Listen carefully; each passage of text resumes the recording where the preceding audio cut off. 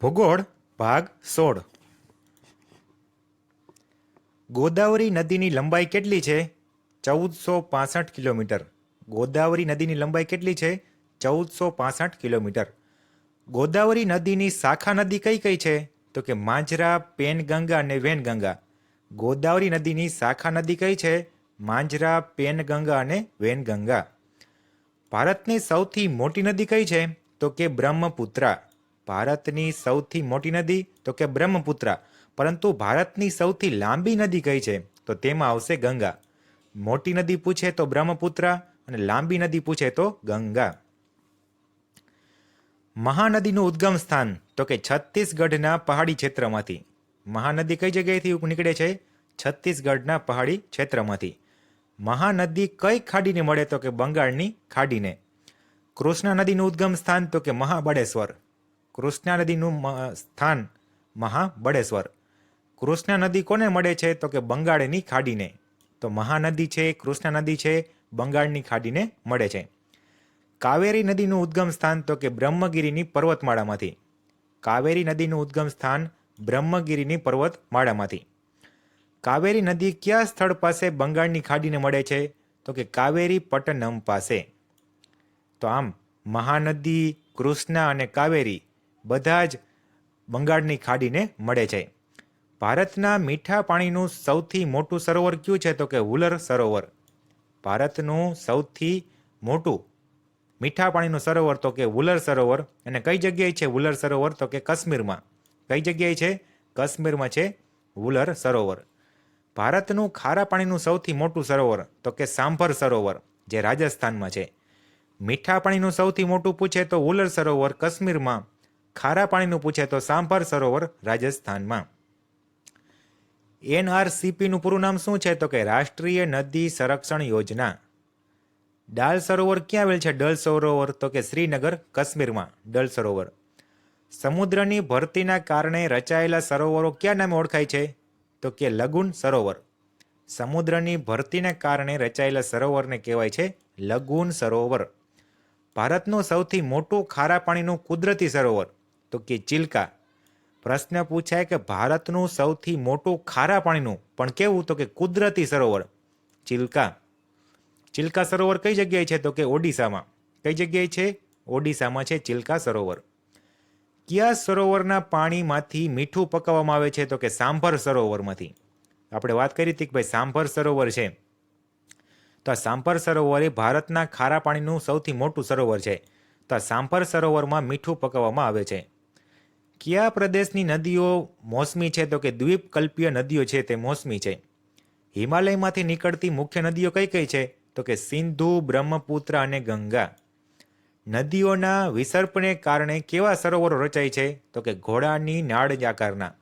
ખાસ યાદ રાખવાની, નદીઓના વિસર્પણને કારણે, એટલે કે વિસર્પણને કારણે નદીનું વહન થાય છે, એના કારણે ઘોડાની નાળ આકારના સરોવરો રચાય છે. કોઈ પણ પ્રદેશની લાંબા ગાળાની વાતાવરણની સરેરાશ પરિસ્થિતિ એટલે કે આબોહવા અને કોઈ પણ પ્રદેશની ટૂંકા ગાળાની વાતાવરણની સ્થિતિ એટલે કે હવામાન. લાંબા ગાળાની સ્થિતિ તો આબોહવા, ટૂંકા ગાળાની સ્થિતિ તો હવામાન. ઋતુ પ્રમાણે દિશા બદલાતા પવનોને શું કહે છે? તો કે મોસમી પવનો. ઋતુ પ્રમાણે દિશા બદલાતા પવનોને કહેવાય મોસમી પવનો. પૃથ્વી પોતાની ધરી ઉપર કેટલા અંશનો ખૂણો બનાવે? તો કે 23.5 અંશનો. અને પૃથ્વી પોતાની કક્ષા સાથે 66.5 અંશનો ખૂણો બનાવે. ધરી ઉપર 23.5 અને કક્ષા સાથે 66.5. ભારતમાં સૌથી વધારે ઠંડી ક્યાં પડે છે? તો કે લેહ અને દ્રાસમાં. ભારતમાં સૌથી વધારે ગરમી ક્યાં પડે છે? તો કે શ્રી ગંગાનગર અને અલવારમાં સૌથી વધારે ગરમી પડે છે. ગંગાનગર અને અલવરમાં. સૌથી વધુ વરસાદ કઈ જગ્યાએ પડે છે ભારતમાં? તો કે ચેરાપુંજી અને મોનસિનરામ, એટલે કે મેઘાલયમાં. ચેરાપુંજી અને મોનસિનરામ મેઘાલયમાં. સૌથી ઓછો વરસાદ કઈ જગ્યાએ પડે છે? તો કે રાજસ્થાનના રણ પ્રદેશમાં. ભારતમાં પરંપરાગત રીતે કેટલી ઋતુઓ છે? તો કે પરંપરાગત રીતે 6 ઋતુ. મુખ્ય 3 ઋતુ, પરંપરાગત રીતે 6 ઋતુ. આમવૃષ્ટિ એટલે શું? તો કે મલબારના કિનારે થાય છે. આમ્રવૃષ્ટિ કઈ જગ્યાએ થાય? મલબારના કિનારે. અને આમ્રવૃષ્ટિ કયા મહિનામાં થાય? તો કે મે મહિનામાં થાય. મે મહિનામાં મલબારના કિનારે આમ્રવૃષ્ટિ થાય. ભારત સરકારની હવામાન વિભાગની મુખ્ય કચેરી ક્યાં આવેલી છે? તો કે દિલ્હીમાં. ઓક્ટોબર હીટ ગુજરાતના કયા નામે ઓળખાય છે? તો કે ભાદરવી તાપ તરીકે. ઓક્ટોબર હીટને ગુજરાતમાં ભાદરવી તાપ તરીકે ઓળખવામાં આવે છે. બે અક્ષાંશ વચ્ચેનું અંતર કેટલું હોય છે? તો કે અક્ષાંશ એટલે શું? તો કે અક્ષાંશ એટલે આડું. તો બે અક્ષાંશ વચ્ચે 111 કિલોમીટર અંતર હોય છે. કુલ કેટલા અક્ષાંશ આવેલા છે? તો કે 181. કુલ રેખાંશ કેટલા છે? 360.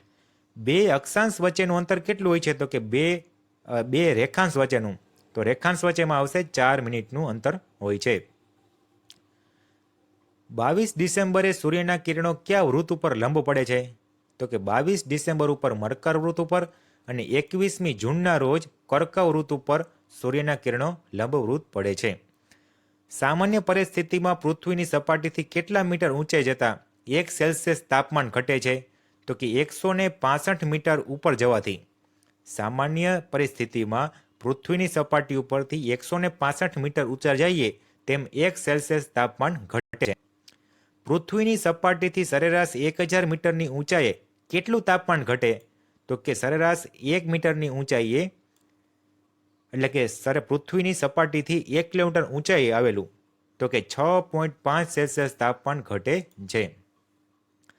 વનસ્પતિની વિવિધતાની દ્રષ્ટિએ વિશ્વમાં ભારતનું સ્થાન કેટલામું છે? તો કે 10મું સ્થાન છે. વનસ્પતિની વિવિધતાની દ્રષ્ટિએ એશિયામાં ભારતનું સ્થાન તો કે 4થું.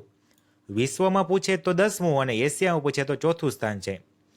લોહીના ઊંચા દબાણના રોગને મટાડવા માટે કઈ વનસ્પતિનો ઉપયોગ થાય? તો કે સર્પગંધા. લોહીના ઊંચા દબાણના રોગને મટાડવા માટે સર્પગંધા નામની વનસ્પતિનો ઉપયોગ થાય છે. ઉષ્ણકટિબંધીય વરસાદી જંગલોમાં સરેરાશ કેટલો વરસાદ થાય? તો કે 200 સેમીથી વધુ. ઉષ્ણકટિબંધીય વરસાદી જંગલોમાં સરેરાશ 200 સેમીથી વધુ વરસાદ થાય. ઉષ્ણકટિબંધીય ખરાવ જંગલોમાં તો કે 70થી 200 સેમીનો વરસાદ થાય છે. ઉષ્ણકટિબંધીય વરસાદમાં 200 સેમીથી વધુ. ઉષ્ણકટિબંધીય ખરાવ જંગલમાં 70થી 200 સેન્ટીમીટર. ઉષ્ણકટિબંધીય કાંટાળા જંગલોમાં સરેરાશ 70 સેમીથી પણ ઓછો વરસાદ થાય છે. ભરતીના જંગલોનું બીજું નામ શું છે? તો કે મેંગ્રુવ જંગલો. અને મેંગ્રુવ જંગલો મુખ્ય કયા વૃક્ષો છે? તો કે સુંદરી અને ચેર. કાગળ કયા વૃક્ષના લાકડામાંથી બનાવવામાં આવે છે? તો કે સીમડાના વૃક્ષમાંથી કાગળ બનાવવામાં આવે છે. કાગળ શેમાંથી બને? સીમડાના વૃક્ષમાંથી. ભારતમાં કેટલા ટકા વિસ્તારમાં જંગલો આવેલા છે? તો કે માત્ર 23% વિસ્તારમાં જંગલો આવેલા છે. ગુજરાતમાં કેટલા ટકા વિસ્તારમાં જંગલો છે? તો કે તેમાં તો માત્ર 10%માં જંગલો છે. ભારતની 1952ની રાષ્ટ્રીય વન નીતિ મુજબ દેશમાં કેટલા વિસ્તારમાં જંગલો હોવા જોઈએ? તો કે 33% વિસ્તારમાં જંગલો હોવા જોઈએ. પરંતુ હાલમાં કેટલા છે? તો કે હાલમાં માત્ર 23% જંગલો છે. સંસદે વન સંરક્ષણ અધિનિયમ ક્યારે પસાર કર્યો? 1980માં. તો ખાસ યાદ રાખવાનું કે સંસદે વન સંરક્ષણ અધિનિયમ ક્યારે પસાર કર્યો? 1980માં. ભારત સરકારે નવી રાષ્ટ્રીય વન નીતિ ક્યારે જાહેર કરી? 1988માં.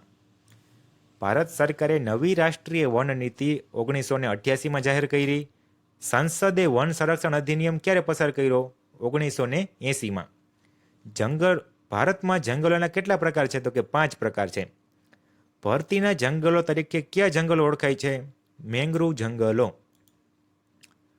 તો આજનો ભાગ પૂર્ણ કરીએ છીએ. અસ્તુ.